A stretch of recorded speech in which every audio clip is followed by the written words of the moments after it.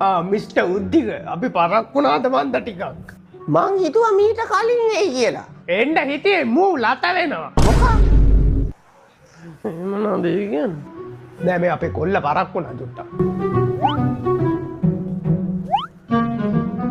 පුතාට දැන් එක්සෑම් එකම එනව නේද? පාඩම් එහෙම කරන වෙදි දැන්. පාඩම් මූ කරන පාඩම් පාඩමක් නෑ.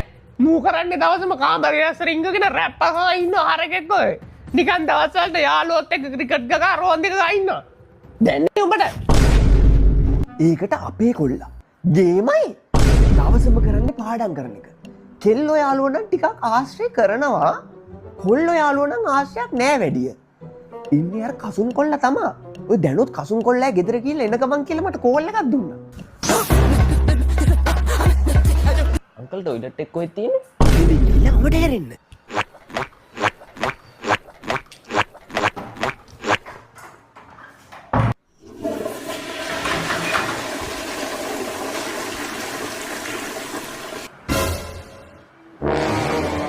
අංකල් පින්තිරියට තව අක්ක කෙනෙක් කර නංග කෙනෙක් කර ඉන්නවද? නෑ පින්චරේ නෑ දෙකම පුතා. මේ උද්දෙකට ඉන්නේ ඉතින් එක කොල්ලයිනේ. ඈ? එතකොට මේ කාමරේ බෝනික්කොත් ඉන්නවා. ඒක මෙය අපේ කොල්ලගේ කාමරේනේ. අපේ කොල්ලා එහෙම නෑ. කුණු හarp තියෙන සින්දු මුකුත් ආන්නේ හරිම පිළිවෙලයි. අර කොරියාවේ ඉන්නේ කවුද? කොල්ලෝ කට්ටිය. අන්න ඒගොල්ලෝගේ සින්දු වහන්නේ දවසම. දැන් නම් කසුන් පුතාලා ගෙදර ඉඳන් එන්න. මේ එන්නේ කියනකොටම තාත්ති මං ආවා. පුතා මගේ වටවලයා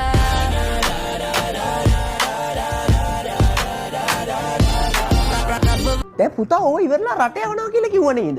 දැන් ගියාට පස්සේ උයන්නේ එහෙම දන්නවද? මූ ඕව දන්නේ නෑ මූ දන්නේ දෙනේව කණ්ඩ විතර. අපේ ගෙදර උයන්නේත් අපේ පුතා. කුස්සියේ වැඩ හොඳට පුළුවන්. ඔයි දැන් යන්නත් ඇත්තේ අපිට තේ එකක් හදන් ඉන්න. වලයා අපේ වටවලයා අපේ ගෙරේ පුතා තේ ගෙනල්ලා තියෙන ළමයි. අනේ කන්නයිලා එක්කනෝ.